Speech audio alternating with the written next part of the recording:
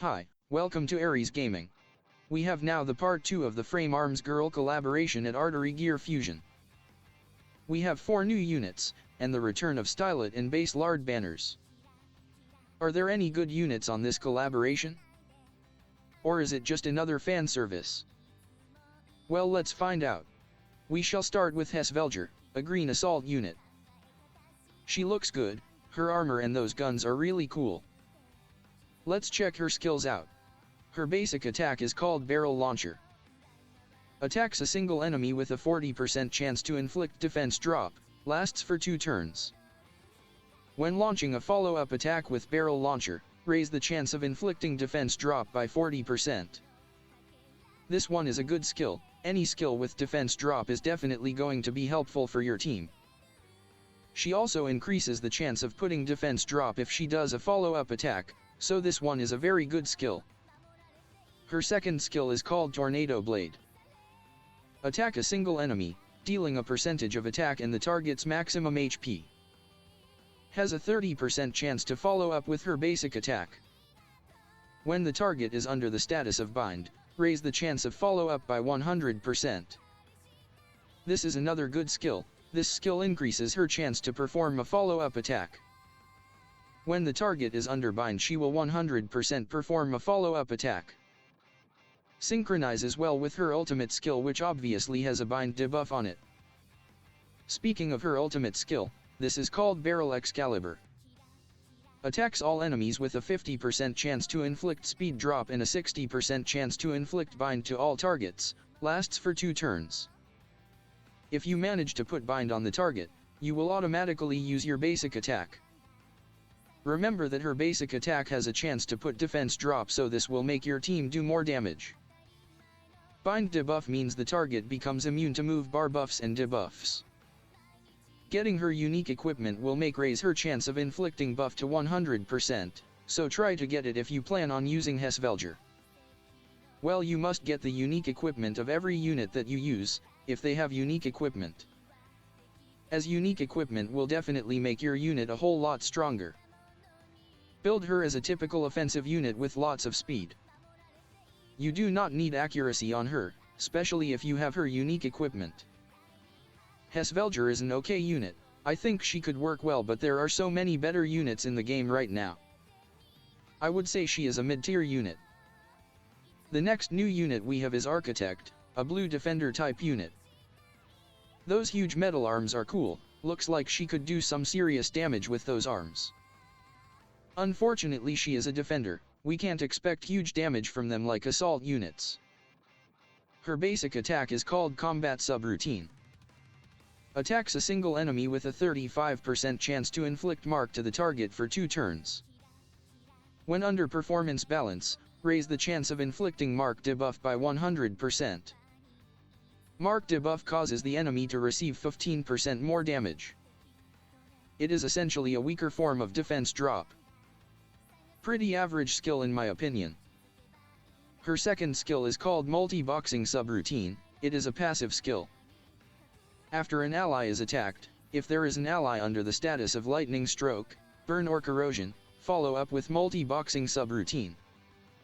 Removes 1 debuff on all allies and gain performance balance, lasts for 1 turn. This skill can be triggered for once in 3 turns. What is performance balance? Performance balance raises own accuracy by 50%, this cannot be removed. This is a tough skill to use because of its requirement of having damage over time debuffs on the target.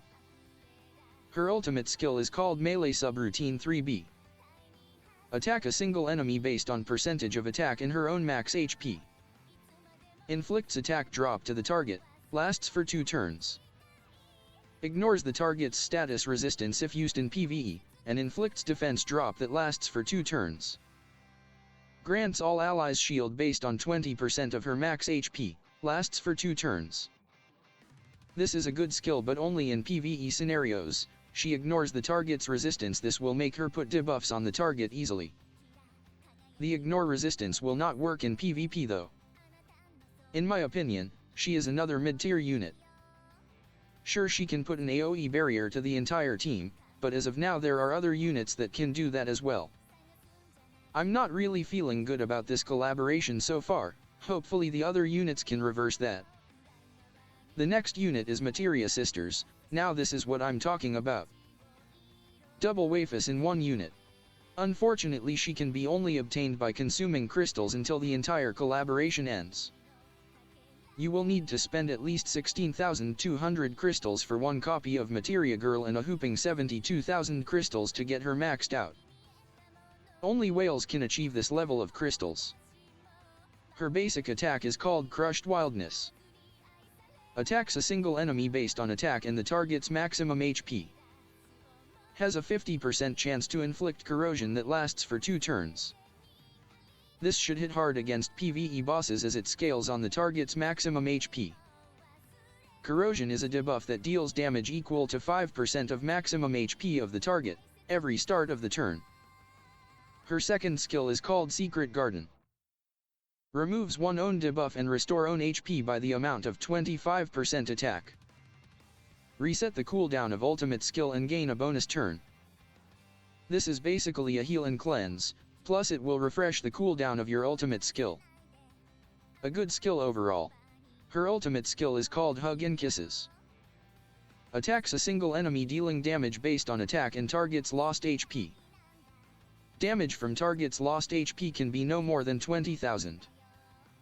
Has a 70% chance to inflict defense drop, lasts for 2 turns. A simple but good skill, it will do more damage if the target has lower HP.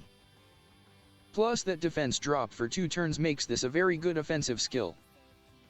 Build for her will be critical damage and critical chance, as she is basically a pure damager. She is a good unit, you can get her if you have the money to burn. For free to play, it will be almost impossible to max her out. Maybe one copy of her is the best that a free to play can manage. Now on to the next unit. This unit is free for all and I usually don't talk about the free units on the event because they are free anyway. But I will make an exception this time. We have Jinrei, a blue tactical unit. She is basically a cyborg waifu ninja.